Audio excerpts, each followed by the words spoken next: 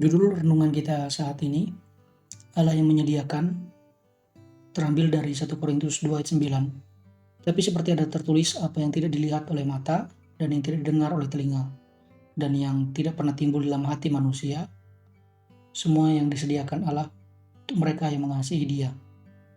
Kita perlu berhati-hati menafsirkan ayat yang menjadi dasar renungan kita, karena ketika ayat ini dilepaskan dari konteks, kita akan salah mengerti tentang apa yang Allah janjikan tentang Dia menjanjikan sesuatu yang tidak dilihat oleh mata, didengar oleh telinga, dan yang timbul dalam hati manusia. Ayat ini tidak sedang berbicara tentang keinginan Anda dan saya, sehingga Allah harus menyediakan seperti yang kita inginkan. Kita mungkin berpikir bahwa segala sesuatu yang baik yang tidak kita pikirkan masih seperti yang kita inginkan, demi kepuasan kita yang fana. Kita berpikir bahwa yang terbaik untuk kita adalah segala hal yang berhubungan dengan benda yang lebih indah, keadaan hidup yang lebih baik. Dan saya ingin tegaskan bahwa ayat ini tidak sedang berbicara tentang segala hal yang seperti yang kita inginkan. Seperti yang dunia modern tawarkan, yaitu berbagai berhala untuk kita sembah dan muliakan. Ini bukan berbicara tentang segala kebutuhan dan keinginan kita, melainkan berbicara tentang keinginan Allah atas kehidupan kita, dan keinginannya bertentangan dengan keinginan kita yang telah jatuh dalam dosa. Poin yang akan kita bahas adalah Tuhan menyediakan di atas gunung itu. Paulus sedang berbicara tentang Kristus yang telah Allah sendiri sediakan untuk menyelamatkan umat manusia dari dosa mereka. Dia menyediakan hikmat yang terkandung di dalam Injil. Injil inilah kabar yang tidak timbul dalam hati manusia. Mengapa?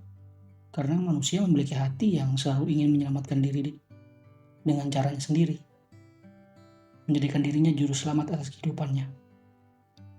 Mata manusia sepanjang zaman, termasuk di dalamnya Anda dan saya, terlalu penuh dengan segala kemegahan dunia ini.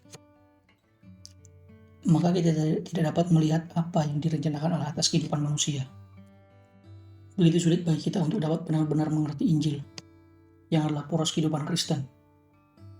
Kita seringkali ingin mendengarkan hikmat dunia ini, yang memusatkan perbuatan baik untuk menyelamatkan kehidupan kita di dalam dunia dan kehidupan kekal.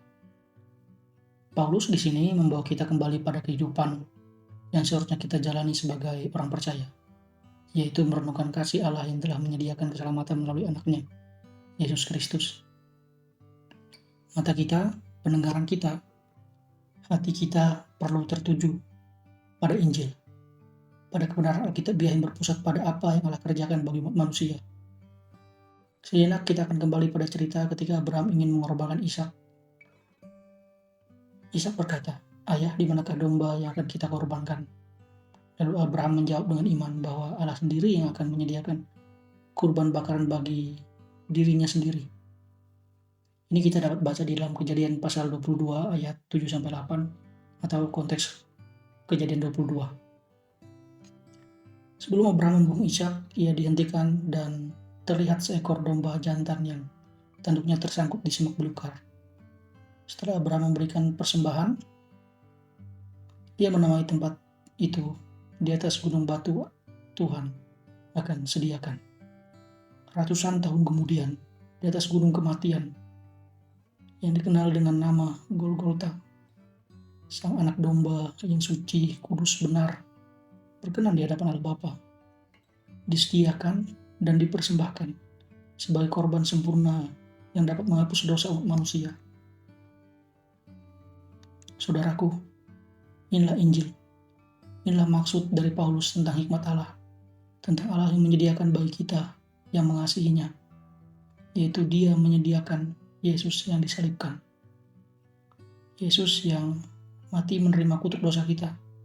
Yesus yang mati sebagai seorang penjahat, agar kita yang bejat, pemberontak, bodoh, hina, tidak tahu malu, sombong, tidak berdaya, frustasi, mati, gagal, dilukai, ditinggalkan, diperbudak oleh dosa, hancur, tanpa harapan, tidak ada masa depan, dihina, tidak diinginkan, dan masih banyak lagi, memperoleh pengharapan di dalam kebangkitan Yesus yang telah mati itu. Jadi saudaraku, ketika Anda merenungkan kebenaran ini, marilah kita datang kepada Yesus, menyerukan pertobatan kepada diri kita sendiri, menyerahkan hidup kita untuk melayani Dia.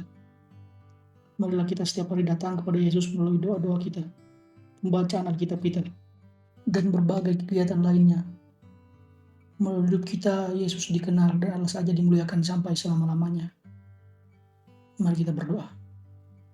Bapa kami di surga, dimuliakanlah nama-Mu.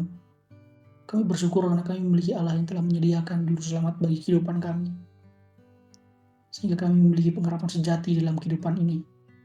Dan saat ini kami berdoa untuk terus merenungkan kasih-Mu yang besar itu dalam Tuhan kami Yesus Kristus. Tolong kami juga untuk dapat terus menyatakan kasih Yesus melalui kehidupan kami setiap hari. Di dalam nama Yesus kami berdoa. Amin.